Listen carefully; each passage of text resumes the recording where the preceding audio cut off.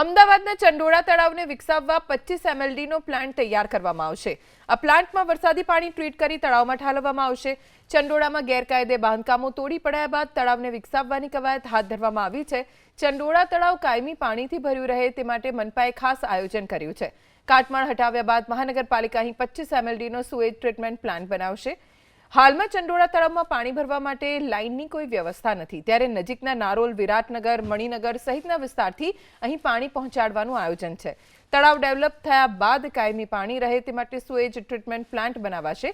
સોમવારના પાણી સમિતિની મળેલી બેઠકમાં નિર્ણય લેવાયો।